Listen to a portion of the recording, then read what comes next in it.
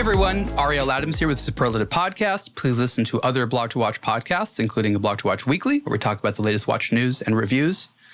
Today on Superlative, my guest is Stephen Roemer.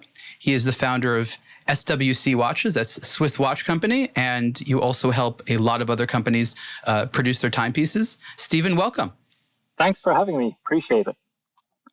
So you have a name which is brought up a lot. I think that's what I want people to know about you. People are like, yeah, you got to go talk to Stephen about this. You are known as one of the rare people who live in the United States, even though you are Swiss, who is able to successfully help people make products. And a lot of micro brands would never be able to have product if it wasn't for someone like you acting as an intermediary. Would you agree that you are necessary for a lot of those brands to actually get their watches made? I think I facilitate the dreams that they have in order to bring something to the market that they like. They've been burned in so many ways in trying to create products that finally they say, okay, either we give up or we just want you to take care of the manufacturing process so we can live what we want to do and create a product that our customer wants. So that worked out quite well for us as well as for them. So let's back up a little bit and understand what the core context is here. If you are someone who's tried to get a watch made, you probably don't need this. But for everyone else, first of all, there's been a lot of micro brands out there. And really what that means is particular individuals who, as you said, Stephen, have a dream, meaning they have a vision of a particular watch or design they want to get made. And they see that others out there, get these things made. But going from this visual design to final product on your wrist, not only that you like, but that is inexpensive enough to sell at a competitive rate, is truly, truly difficult. And you sort of hinted that others may try it, fail, and then eventually say, oh, we need someone like you. Correct, yeah. So there's, in the Swiss watch industry, there are, well, it's not the most honest environment, okay? Tell me more. It's people in Switzerland living there and working there demands somewhat of a premium in payment because it's not the cheapest place to live. And in regards with that, there's a trust issue where individuals indicate, well, he's from Switzerland, he knows what he's doing, and therefore whatever he says or does is okay. And it also converts into the industry and manufacturing sector in China, where just a lot of them are taking advantage of and spending time and effort and money for years, and then finally fail because of it. And the individuals that I've been working with, I just tell them, I'll help you bring it to the market. You can visit me anytime you want. You can visit the manufacturer anytime you want. I want it to be their product finally. And it's an awesome experience going through all of that with each one of them. Talk a little bit more in detail about how some of this dishonesty and these worrisome areas can manifest themselves. Like, very specifically, what can and does often go wrong when you try to pursue that road of getting your product made? Well, basically, it's in the biggest part is in case manufacturing, where you're dealing with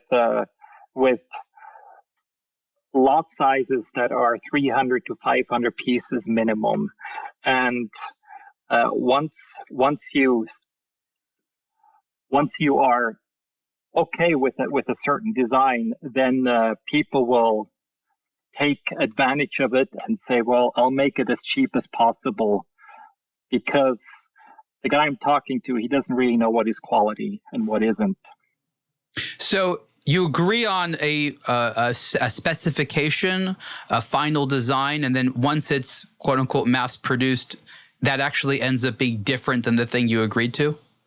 Correct, a lot of times. So it's the companies that I work with, we start off from, okay, your product, you want it to be somewhere around $1,000. Well, let's make a product that is equivalent to the market, somewhere around 2,000.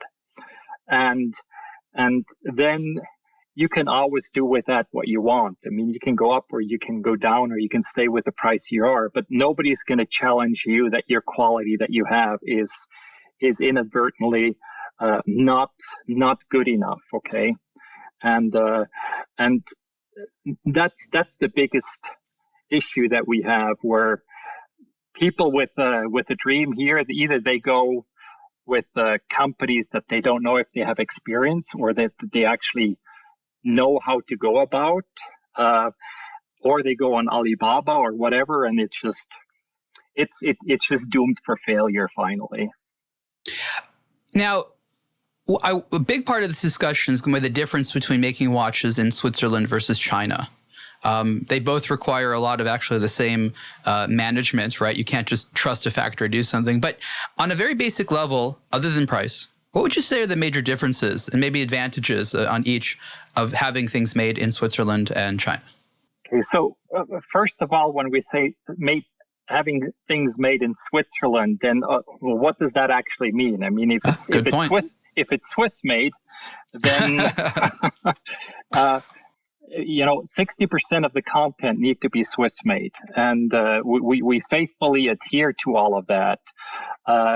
But manufacturing a watch in Switzerland that is it brings us in a price segment that we can't really compete with, because most Swiss-made brands, they manufacture in the Far East. And even though they don't want us to know that, or they don't want you to know that, if a case is made in China, you don't have to indicate that the case is made in China, as long as the full content is more than 60% Swiss-made. And you can write on the case back Swiss-made.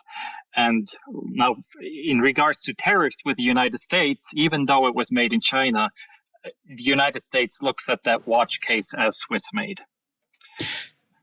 But, from an output perspective, in terms of quality, attention to detail, Switzerland makes these things better, China makes those things better. Because I understand what you're saying, that a lot of things said they're made in Switzerland are, of course, made in China. But there are still a lot of stuff that's actually made in Switzerland. Correct, yeah. There's some of the top brands, they are very faithful, making sure that 100% is made in Switzerland. If I look at, giving you an example, so the most famous bezel in the watch industry, maybe it's not the famous, I think it is, AP bezel. Okay. The Gerald Genta, 8-sided. Yes. So the way that is manufactured, you can't manufacture that in China to that quality level. You need very specific equipment in order to do that, and then you need a polisher that has 20, 30 years of experience in order to finalize it. You do not get that in China. But then the question arises: who will see the difference? Watch lovers. Watch lovers that purchase these kind of products, yes, but the vast majority wouldn't be able to see the difference. You believe that? It's you have to look at it under a microscope in order to experience and be at awe with what is capable to manufacture under those circumstances. Okay, so let me try to unpack that.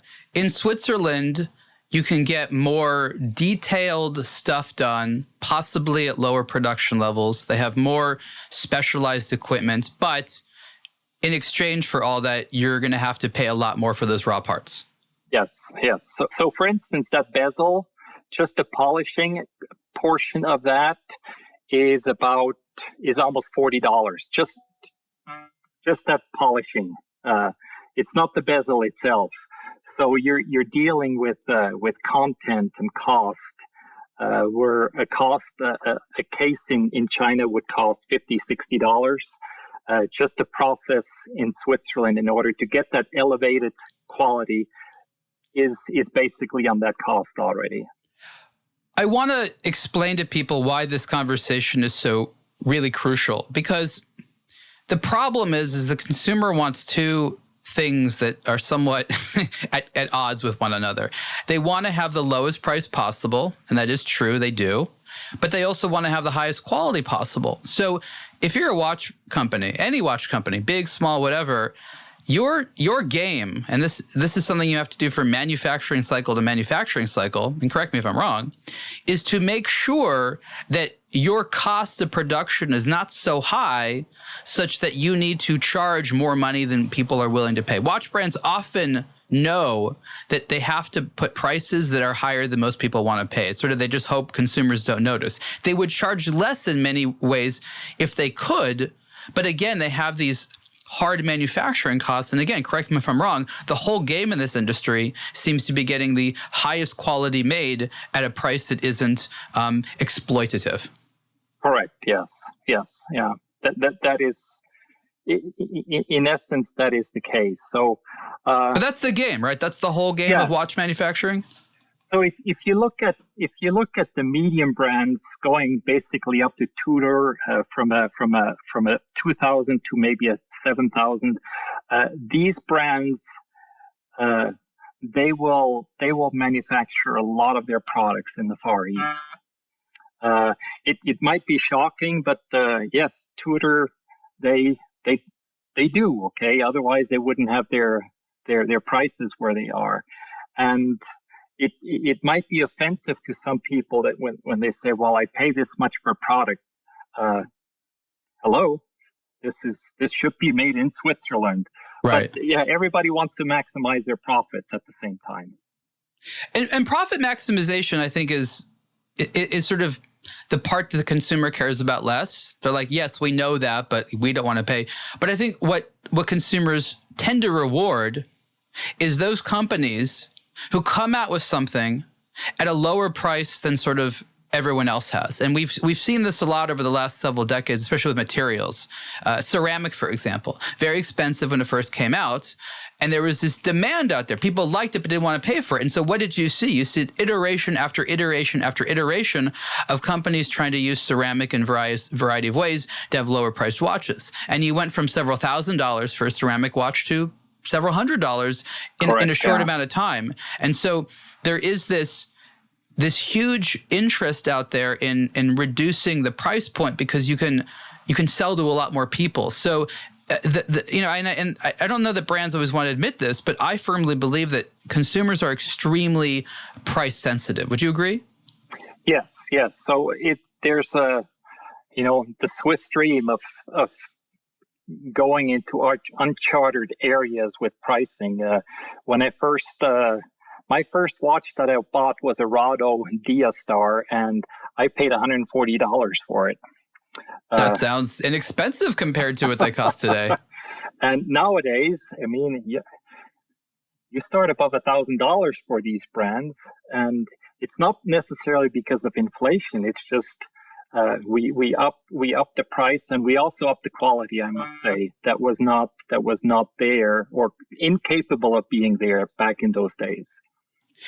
Now, I want to talk a little bit more about your history and where sort of you came from, but I think that one thing I want to mention on top of this, adding complexity, is there have been a lot of companies over the last 3 decades, honestly, and their business model has been essentially this.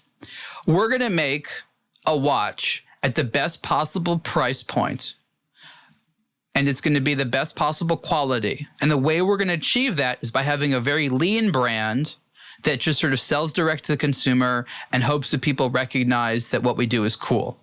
The problem is that much of the time, especially now, when those companies and watches hit the market, it's not that they don't have good quality and good prices. It's just there's so many that are.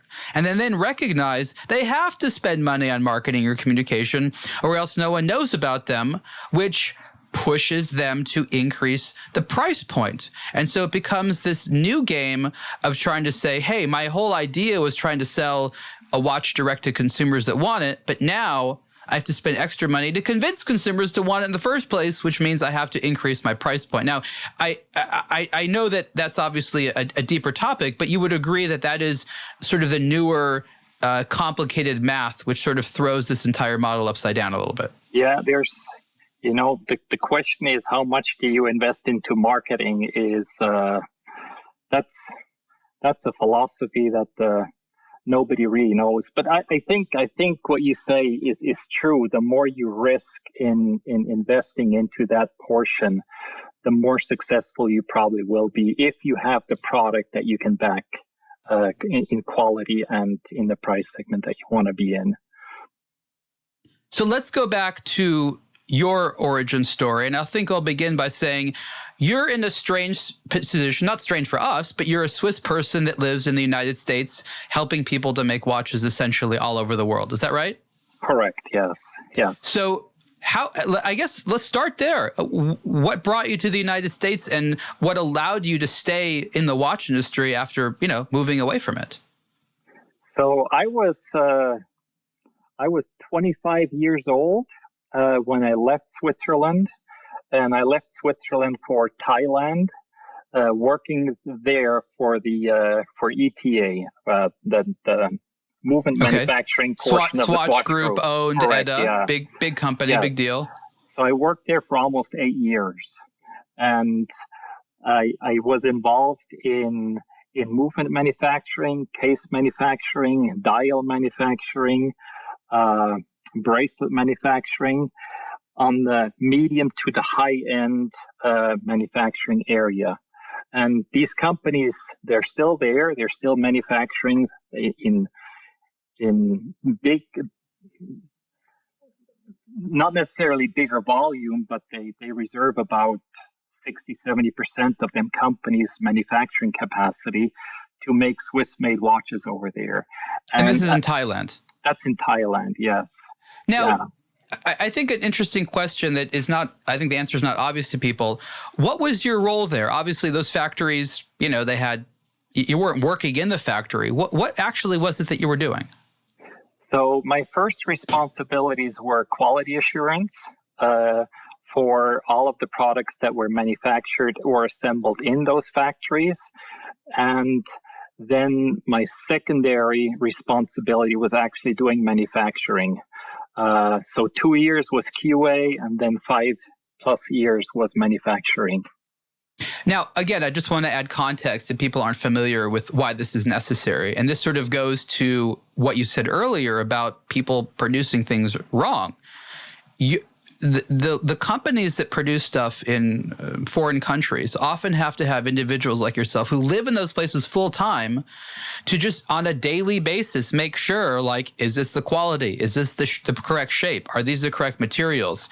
It's sort of this long list of supervision and oversight to make sure that you get what you actually ordered. You cannot just trust the factory to do what you ordered them to do. You actually have to have people on the ground. And I don't know exactly today what it's like, but for a very long time, the Swatch Group and other companies have had a whole legion of people like yourself living in those areas simply to make sure that they get what they pay for, but that's still cheaper than getting it made in Switzerland. Correct, yeah, and that is still the case. There's still people, Swiss origin, that work within those factories today in the Far East in order to make sure that the evolution of not necessarily machining, but the evolution of polishing, of finishing stays up, because that trend is it's still moving forward, and there's still things to be learned on that side. Some of the risks, if you don't have someone like that, is that you lose a lot of time and money. You could get several hundred or thousand parts made that are wrong, and sometimes you can't get a refund, and you have to pay for a new set to be made, and then you have to wait weeks or months or longer for that to get to be made. And that can have a huge impact on your ability to do business. So even though you could theoretically manage this from afar, you save a lot of time and money by having an employee there, right? Correct. Yeah. So having somebody there is important. On top of that, I visit those areas about 7-8 times a year in order to make sure that they know me, they know us, they know our products, and they put a certain value to our orders that they see the importance in what we're doing. There's certain truth to the aspect of making sure everything is produced correctly. And that has multiplied in challenges in the last 3 or 4 years, specifically with COVID, where the whole manufacturing process collapsed and basically 50% of the employment capacity had to be let go. And now that it's building up again, you have to train individuals again to go up to that quality level that you want. And it's certain companies are expected to live within a certain quality segment, and they not necessarily can do that with the capacity that they have right now. So having somebody there at all times is very, very important. Now, a lot of the factories in the Far East, whether it's China or Thailand or some other places, why were they originally set up? Was it to make watches for the countries internally? Was it to actually produce stuff for the big groups in Switzerland? How is it that they originally were all these factories to make specialized watch parts? Do you know? It was mainly to take care of the Swiss capacity. Back in the 60s, 70s, 80s, there was Switzerland and then a little bit of Japan, and Japan came along quite rapidly. Mm-hmm. But in order for Switzerland to keep up with the lower price segment and manufacturing, they switched manufacturing sites to Hong Kong. Back then, that was one of the main activities in Hong Kong, where you manufactured watch parts. Within the 80s or so, 90s, everything migrated to cross the border into the Shenzhen area. And now Shenzhen is too expensive, where it's migrating inland quite a bit more again. So it's a constant moving experience of factories. But originally, that was a push that the Swiss companies had. Let's keep this segment under our control. That's interesting. And as we know, in especially the 1970s and 1980s, Switzerland was hit very, very hard. Yes. And it wasn't just quartz versus mechanical, but it was also less expensive manufacturing from Far East. Yes. So in order to stay competitive at first with the Japanese, what you're saying is the Swiss said, we need to actually kind of do the same thing and make some of our parts in Switzerland, but still have an agreement with the Swiss government on how we can legitimately call these Swiss made, or else it'll be even harder for us to sell these. Yes, and that's exactly that time is when I turned 16 and I joined the ETA Swatch Group, and for 4 or 5 years I was involved with the creation and the manufacturing resurrection of the Swatch watch that changed a lot of things in the manufacturing process in Switzerland. What do you remember about that era? What was so revolutionary as well? What was funny is, or ironic is probably a better word, is we were always, I'd say, about 200 to 300% behind the sales volume that we should have created. And so if we would have had to manufacture 100,000, the market wanted 300,000. And it was a time where there was so much pressure for manufacturing to increase faster than we were capable of.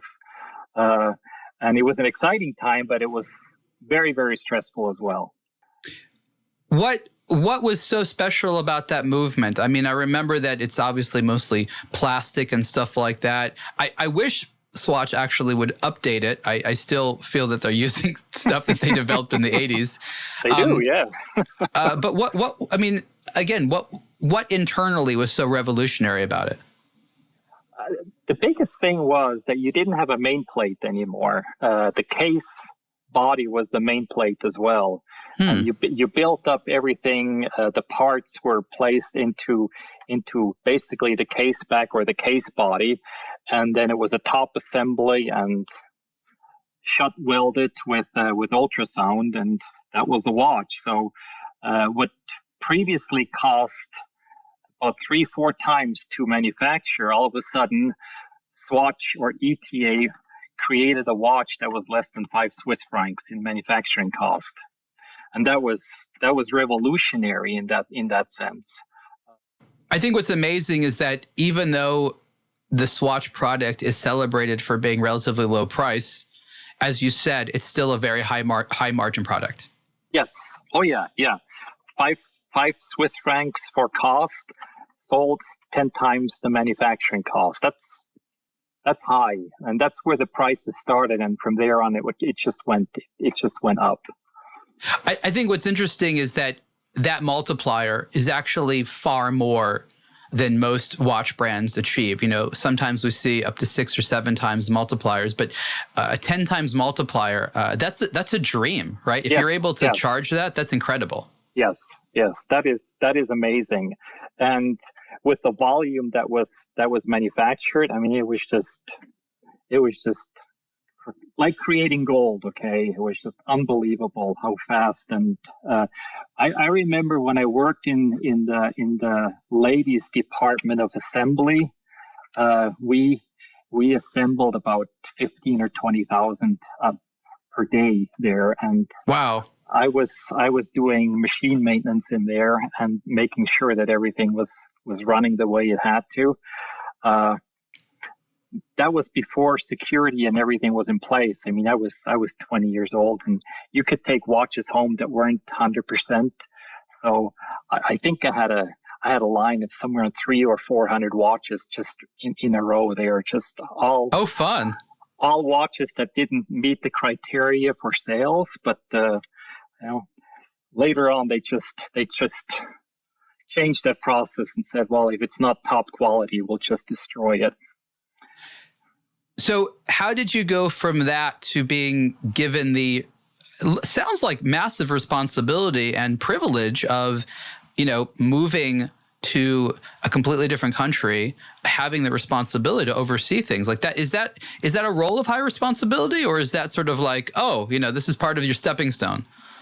Well, it was quite the change. I mean, I went from being over there. When I finally left, I had somewhere around over 1,000 people that I was responsible for. Oh wow! And if you have that responsibility, you're just 25, 30 years old. It's quite it changes. Yeah. Now, one of the things that always comes across when you go to the manufacturers in Switzerland is, I guess you'll say, a sense of pride. People are very excited about the final product they're making. They like that they can wear it. They feel proud of what they're doing. They put a little bit of extra effort into it. Yes, some of it is marketing, but it's a real thing. There's definitely a sense of pride and excitement about what they're making when someone works in the watch industry. My question is, do you see the same thing in the factories in Asia? Are they excited? Do they have pride and passion for it? Or could they be making parts for anything? No, you don't see that excitement in the Far East. It's for them, that excitement used to be there, but it's not there anymore. It's more an age of entitlement that you have in the Far East now. Entitlement? Entitled to what? Well, manufacturing is very hard in the Far East. So people that work in those factories, they live there as well. They overtime is demanded or is expected, and it's if they work in a case manufacturer, or if they work in the textile industry, for them it's mainly, okay, can I have enough money to do what I want to do? It's not necessarily I work for a brand, because there's so many different brand cases that or dials that are made in one manufacturing plant, that there's not necessarily a pride or an accomplishment that has been achieved. I made this. Okay, it's not viewed like that. It's viewed like that from the management, I believe so, but not on the production floor. Whereas in Switzerland, you have it on the production floor as well. I mean, there is pride everywhere. So your rank and file worker at many of these factories, I'm guessing, are not wearing on their wrists the watches that they're making. No, not at all. Are they wearing any watches? If they wear watches, there's a move more towards smartwatches over there, where the local smart brands they started to embrace that market segment as well. So if you look at a Huawei, they place orders. If I place an order for 1,000 units, I'm happy about that. If Huawei comes in the same factory and says we want to manufacture here, they'll come with 100 or 200,000. And for them, it's they make a splash. I don't necessarily make that kind of a splash. Right. And the locals, they see that a little bit more in the way that they're going, because they don't have wallets anymore. They don't have cash. They don't have anything else. So everything is based on their smart phones or watches that they have. Interesting. My final question on this, before we move on to more of your career history, is essentially a prediction. I have guessed that this manufacturing base that existed since, as you said, the 1960s, 70s, and 80s, to make watches in Asia or watch parts in Asia, is potentially growing smaller. And I don't really know what the activity of the big brands are, but my understanding is that over the years, the volumes of watches they've made have reduced, especially because, as you said, smartwatches have taken over large parts of the mainstream market. And then in order to make up some of the lost capacity, the factories that still existed said, let's be, entrepreneurial and do more of these micro brands, smaller production levels. Maybe we'll make it up. But I've never really felt confident that business with the smaller brands has truly compensated for the loss of the bigger orders. So my worry, and I'd like your opinion on this, is that the manufacturing side in Asia and the various countries is naturally decreasing in size because the orders aren't there, which makes it more difficult and more expensive to make things. Are we on a trajectory where it's becoming more difficult to make stuff and it's more expensive? Is it somewhat stable? I'm just curious to know what you feel it's like right now and where you think it's going in the next few years. And that's a very, very good question here. I've been battling that with some of our manufacturers as well.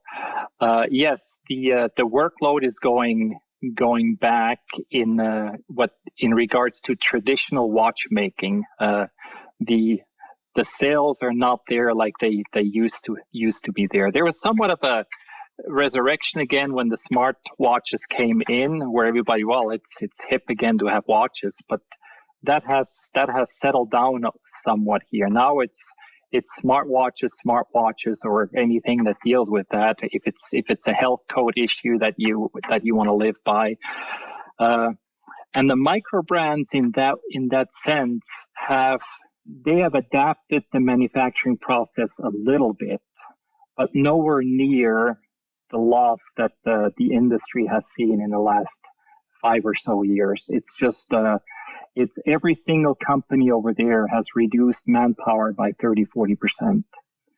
It's not there unless you invest into smart technology and go that route. Then you can keep your manpower. But going the traditional, conventional watch making way, it's not on a trajectory going up. It's going down, like you indicated. So here's why I think that's important. Because I believe that we exist in a bit of a golden age. And that golden age is that intersection between when these big brands used all this manufacturing and these factories either completely shift to making something else or go away and never come back. And I think the implications are that in the future, while there might be a demand for micro brands and things like that, those watches won't be able to be made. They won't be able to be made at the price point. We live in this era that for the last 2 decades or so, it's been possible to make a watch using that manufacturing capacity at a relatively low price, sell it for a profit.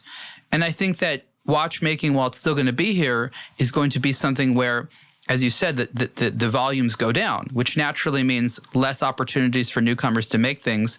And the price of the products is going to go up simply because the volume goes down. Mm. So I don't really know what it's going to look like or how long it's going to take. But I think that in the future, when they look back on this period, they'll give it some name. And it was that intersectional period when this industry was going from one phase to another. And all these entrepreneurs and creative people were able to take advantage of opportunities that simply won't exist in the future. And that's, again, that's sort of what I think is going to happen. Don't know how long it's going to take, but you can see that as being a likely course, right? Yes. So it's kind of scary in that sense, but I think talking or working with the micro brands that we have right now is they are switching their income from a secondary income to a primary income, a lot of them. And that, for me, that is exciting on the micro brand side. Whereas the conventional name brands that are in the market that are not micro brands, that are boutique brands, or they have been established for 50 or 70, 80 years, and they still have a presence, but they're struggling way more than micro brands are because of the price segment that they're in. But it's exciting in that sense that I hope we'll still have 5 to 10% of people that will see the excitement in having a product like we are creating right now, that is completely manufactured through kinetic energy and doesn't require any electrification of any kind of sort. So I again, the final thing I'll say on it is, people today seem to take for granted how actually cheap you can get a mechanical or analog watch made. And that if you had to make it in much smaller batches, and if you didn't have these factories that were more or less specialized to do these things, just getting the raw materials and components made, forget assembly and stuff like that, is going to be so expensive that these are all going to have to be like Audemars Piguet prices, right? Yeah. They kind of talk about if an iPhone was made in the United States, how much more it would cost. Well, it's sort of a similar thing. Like, you can still get the thing made, but since there isn't a established supply chain network for it designed to make these things relatively efficiently, it's going to cost you a heck of a lot more. And that's why I call it the golden age, because the enthusiasm for watches is strong and will remain strong. What will be difficult is to buy a nice watch at a low price. That's what's going to change. Yeah. If I can give you some examples Please. In cost. So we talked about the Swatch watch in 1980 costing about $5 to complete manufacturing that took care of all the parts as well as the labor. Now, if you look at if I want to purchase, back in the 80s, a 28-24 movement was about 25 Swiss francs. You can't get that movement for 4 times the cost anymore. It's over 100 Swiss francs now, that movement. Right, and so that changes things a lot. And that changes things a lot, even though the manufacturing process have been automated. It's just becoming more and more expensive, like you say, even in volume manufacturing. So good luck for those that have access to these. For me, it's still a miracle when I look at a movement. I mean, I look how it works and how it functions, and I'm like, wow, this is amazing. And we will, because of that, we will still see in 20, 30 years people that find this to be amazing. The only potential recovery from this is an advancement in certain types of manufacturing that allow you to, 3D print or something like that, these parts much cheaply. So that could solve some of this. We're nowhere near that. And I think what's important to say is that the detailing necessary to get the right metals, the right polishes, the right surfaces, things like that, there's no rapid manufacturing technology that you can make these, pieces one-off, them look great, and you're able to sell it at affordable prices. That we're nowhere even near that. And so without these large networks of factories and suppliers and things like that to make this stuff, I'm looking at your website on SWCUSA.com right now, and you have a lot of great watches for a few $100s. That quality without the manufacturing capacity which exists today would be unavailable anywhere near this price. Yes. Completely unavailable. And so there's, you might not like a design, or you might not like something like that, but so many of the watches today really need to be celebrated for how inexpensive they are. Yeah. Right? That is true. That there's definitely truth to that. And again, we have quality segments where we are comfortable in purchasing, and we talked a little bit about that AP bezel. It is impossible for the human eye to see a difference from one bezel to the next bezel. If I go 2 or 3 quality segments down, I can take them apart and visually say, okay, this is not the same, this is not the same, this is not the same, because we're reducing in manufacturing as well as quality that we have. So the importance of appreciating something like you're talking about, to have that still available for the masses is something that we as micro brands are working on, and hopefully we can keep it there. Again, I have to think of the future and stuff like that, and I look at people's enthusiasm now for watches made in the 60s and 70s, especially mechanical ones, prior to the quartz crisis, as we'll call it. And, those watches, like ones today, were made based upon a certain level of production, a certain level of things like that.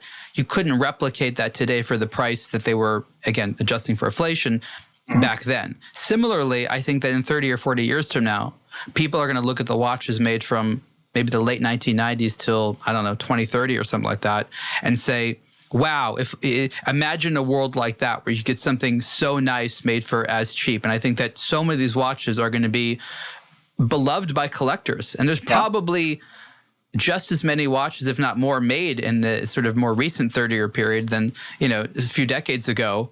I always wonder, where are all these watches going? I think that in time they will start to, I think these things are going to go up in value in a weird way. Anyways, that's just speculating for sure. Let's get back to you. So we ended up with you having your stint in Thailand. Your journey continues. Where did you go from there? I immigrated to the United States. My wife, she's American, and she wanted to end up living over here. So we packed our bags and moved to the States. And I started. Back then, it was very difficult to start up a company for watches because the Walmart syndrome was living in full force. Buy something as cheap as possible, and when it doesn't work anymore, throw it away and get something new again. So I started. I contacted the U.S. Armed Forces, and I made some watches for them, and they happily obliged buying them. So I for about 15 years, I was the number one manufacturer for the Marine Corps, and that was an exciting period. What kind of watches you're making for them? These obviously aren't Luminoxes. No, they're not. They were divers watches. Almost all of them were divers watches. Very, very dependable, but all quartz movements, not mechanical. What were they branded? Were they sterile dials? They were with, they had the Marine Corps logo on them. I couldn't put my name brand on there. It was just, Right. It was Marine Corps on the case back. I could put my name brand on, but can you find these watches? I'm just curious what they look like. Yeah, I could. We're still maintaining these watches. People sending them in, and we're repairing or replacing parts. And how cool! Oh yeah. We still get. Marine Corps is a very faithful audience that appreciates quality, and that's great to hear. I was actually I don't know what military branch there was in, but I was in Watches and Wonders, and I was hanging out outside, and there was these two guys there that were Americans, and they were luxury watch lovers, and I think they were, I don't know if it was Marines or some type of special forces, but it was some elite thing. Yep. And every time you talk to these guys, I love it because they're so into watches. And they have all these videos and pictures that they never want to share, but it's like, look at me shooting a machine gun with my Rolex, and stuff like that. And it's so great to see that passion, that love. And you're right. I mean, these are people that rely on tools to keep them alive. So why would their relationship with a watch be any different? Yeah. And it was exciting to live in that area. But then attorneys came along and they demanded licensing, and I purchased my movements from ETA or from Ronda, and U.S. government wanted insight into those factories and say, we want to be able to dictate how you manufacture. So interesting. That sealed my deal with the Marine Corps. I lost my privilege of selling to them because of that. It sounded like it was out of your control. Like there's really not much you could do. No, there's not much I could do. And I approached that application in the wrong way, where I wanted to be honest and say, okay, who is manufacturing everything? And ultimately, they didn't really care about it. But the bureaucrats dictated that, if you indicate the movement, then we want to have insight on how it's manufactured, that there's no child labor. And okay, I can't backtrack this anymore. Wow, that's a lot of politics in something as simple as making a watch. Yeah, so and we dealt with the firefighter community as well as and police, but during that time after it, I start manufacturing OEM for brands in the States, which was on a much higher volume than the Marine Corps volume was. So it was all was okay. All was okay. That didn't change anything in our revenue that we created. At what point did you say, you know what, I'm doing all this manufacturing for others, I want to do sort of my own brand? That was about 10, 12 years ago. My brother-in-law and my sons, they said, hey, why don't you just start your own? I said, well, okay, I'll go ahead and do that. My forte is just not marketing. I'm strictly manufacturing. But my sons, my oldest son, who was with me for 5 or 6 years, and now my youngest son is with me.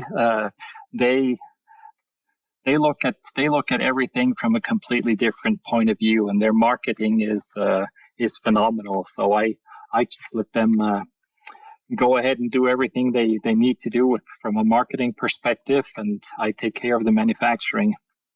I will point out right now that this is not the first time, of course, I've heard that people who are into making watches aren't good in the marketing. And this is an important thing to say.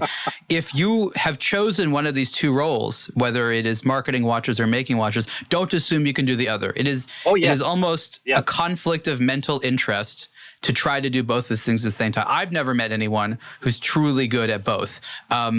MB&F, I don't know why I'm bringing them up, with Max Booster, who's a great marketing guy. He has his people for manufacturing. He has ideas on what he wants things to look like, but he's not the one dealing with the factories. It's just totally different type of personality than, the person responsible for getting people excited about and communicating about the brand. So that's totally normal. Don't feel bad about that. And I remember you telling me the story a couple of years ago where you found that basically no one had the name Swiss Watch Company. Yeah, that was 1995 when Swiss law changed for about 18 months, where they said, well, you can use the word Swiss in your brand. And I applied without knowing that. I think it was 2 weeks after they started that, and I was the first one to apply with those regulations, and they shut it down 18 months later. Really? Yeah, it's well, there's quite a bit that was created during that time, but it's now they're way more strict in because you couldn't do that today. Like you couldn't get away with that. So you have. I mean, again, I'm on your website right now, SWC USA, it stands for Swiss Watch Company. And you have these mechanical watches, Swiss-made, Swiss Watch Company, for like under $600. And that's, and I've seen your quality. It's good, obviously. Like, that's impressive. Like, I don't think enough people are aware of that. No, that's somewhat of the marketing challenge that you have. If you want everybody to be aware of it, then you have to up your prices as well. But it is our goal to remain in this sub $1,000 range with the watches that we manufacture, and it is somewhat of a challenge to do that. The trend is going into the high hundreds, into the low 1,000s, and otherwise companies won't be able to survive. So we want to go run against that challenge in any case, but don't know how much longer that is going to be the case, especially with the inflation and everything that we're facing right now. And the dollar value is going down like crazy, Yeah. It's the psychology of consumers, I think, is, I don't know if we have time for it. It's a whole other conversation, because there seems to be this interesting thing. I think you've seen it many times, where a brand begins at a price point that makes sense to the consumer. And then as the brand develops and successful, the people running the brand naturally want to have a better product because they want to be more proud of it. They want it to match their own expectations. And as they do this, they increase the price, and their justification is, well, we're giving you a lot more watch and a lot more brand. But the consumer doesn't see it that way. No, the consumer he's comfortable in the price range where he started supporting you. So I think price-wise, we probably can sustain these price points that we have with very smart manufacturing techniques.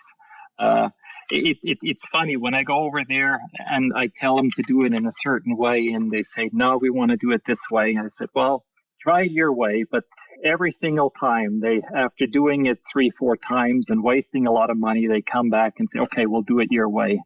And it ends up being cheaper and better for them as well.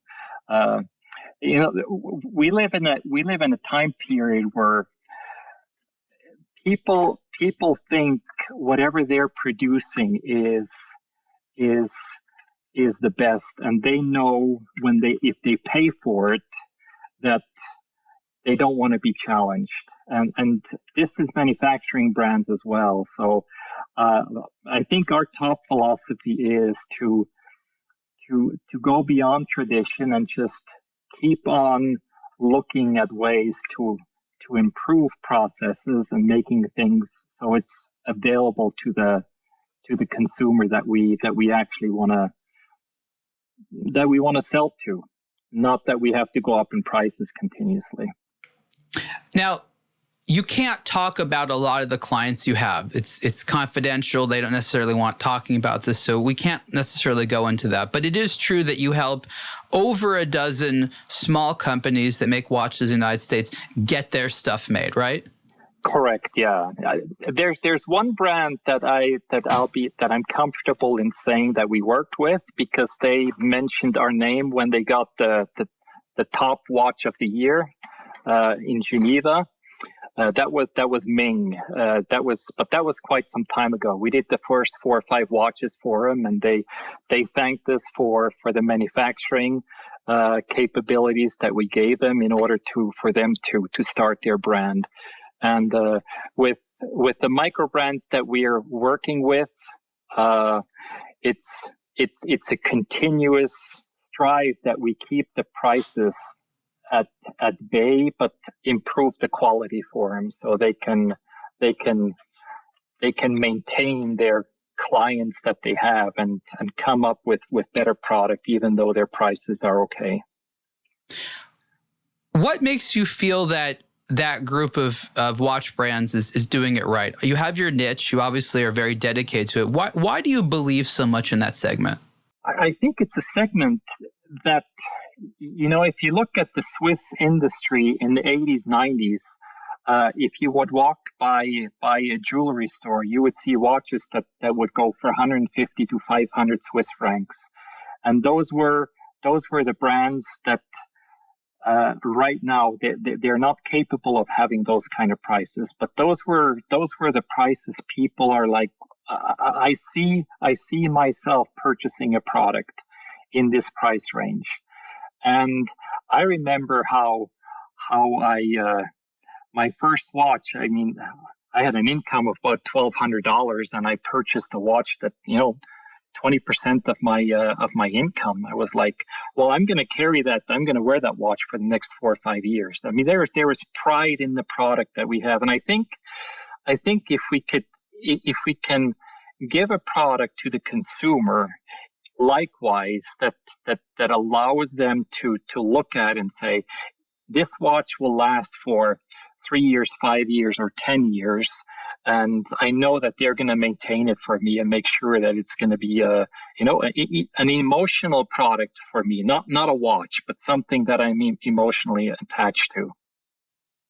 How many of these companies do you feel have the potential to become a medium, if not large business? I know a lot of them are maybe happy with a small set of production numbers in a modest living, but obviously relatively relaxed. Others are more ambitious. I have real concerns that none of these are going to be like the next Fossil Group or something like that. But I'm wondering if you have ideas on how big these companies might be, or maybe how small they have to be in order to maintain the excitement and price points that they have. Well, I think we have a little bit of all. Some prefer not to be big. They just want it to be. They want to be their own boss, and they want to have 2 or 3 employees working with them, and that's something that they enjoy. And it's a product that they can bring to the consumer, where they say, "I made this." I don't know at what point you can't say that anymore.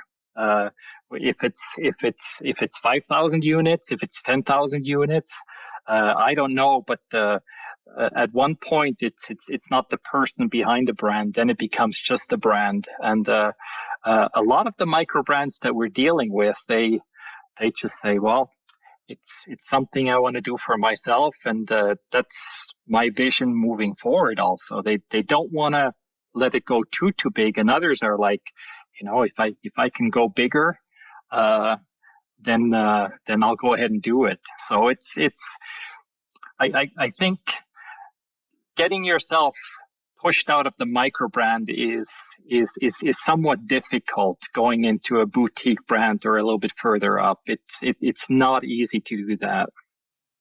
Yeah, I agree. And I really pointed out simply to give people a perspective on where that business may be going, because as you said, there's a number of forces, whether it's someone's own personal desires to live a comfortable, relaxed life and be their own boss, or they want to make watches for themselves. But the psychology inherent in making these small brands does prevent a lot of them from growing too big. But without there being enough big companies, is there going to be the marketing? Is there going to be the manufacturing capacity available? And so it's like some of them need to get big, I believe, to sustain the overall area. How they're able to maintain their price points and character as they grow big is something that we have yet to see. This is still a relatively new area, but I think it's very important from an economic perspective to be very realistic about the mentality of these small brand owners who tend to have, left other maybe more stressful jobs, see this as being an artisanal thing, see this as being sort of a more lifestyle fun thing.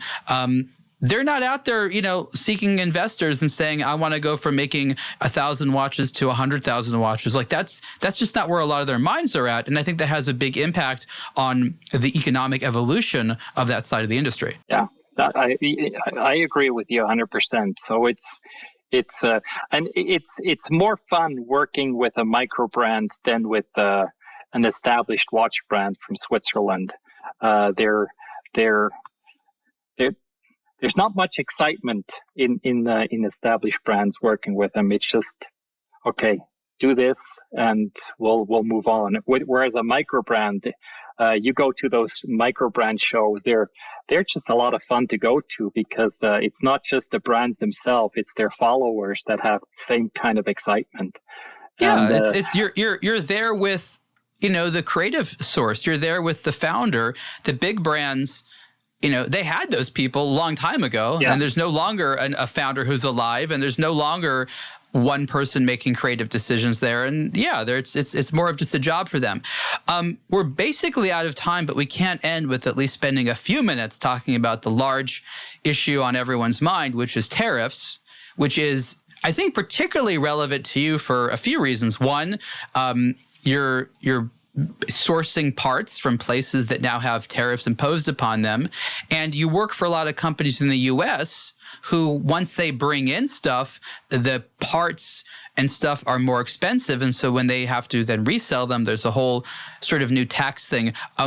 I know there's still a ton of unknowns, but how has the tariff situation impacted you so far? And what are your general feelings about it? There's an impact with our products, somewhere between 5 and 10% cost. It used to be about 3 to 5% import fees, and now it's gone up to 5 to 10%, depending on the country of origin that you have.